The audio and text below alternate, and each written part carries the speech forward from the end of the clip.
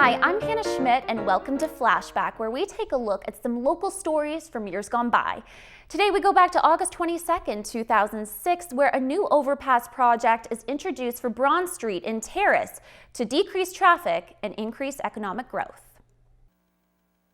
The port expansion project in Prince Rupert is expected to mean increased traffic along the CN rail line.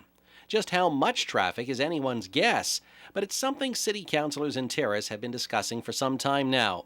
And at their most recent Committee of the Whole meeting, they heard from the newly formed West Keith Business Association, which worries about traffic tie-ups at the two level crossings in their area at Kenny and Frank Streets. Business-wise, it'd be terrible, but I think as well it's going to be very bad just for the residential area. Now you're going to be forced to go all the way down to Calum Street. Come on, turn left on Tim Hortons. You won't be able to turn coming over the Sandy Street overpass, and that is a huge safety issue, we feel, as well.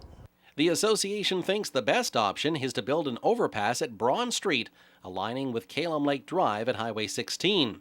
And the group was encouraged by the city's response. They had already talked to CN, so hopefully that we can get something rolling here before the new year starting, because it will take some time to develop, obviously.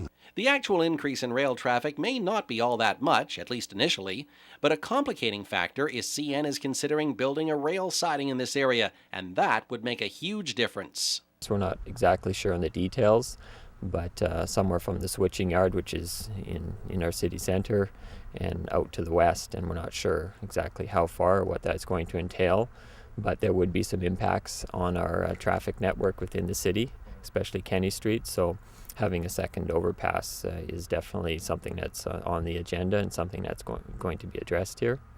An overpass, if built here, would be right next to the Muxcomol Youth and Seniors Housing Facility, which would mean meetings with that group's directors in the coming months. But first, the city wants to sit down with CN officials in the fall to talk about details and to discuss upgrading the existing Sandy Street crossing. Among the things they'd need to work out is the financing for this project, since it would likely be fairly expensive.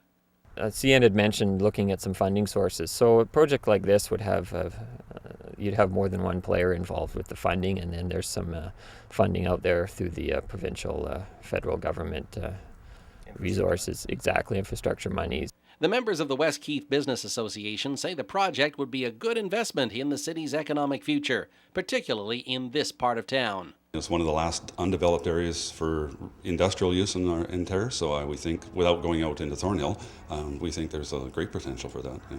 For CFTK-TV News in Terrace, I'm John Crawford.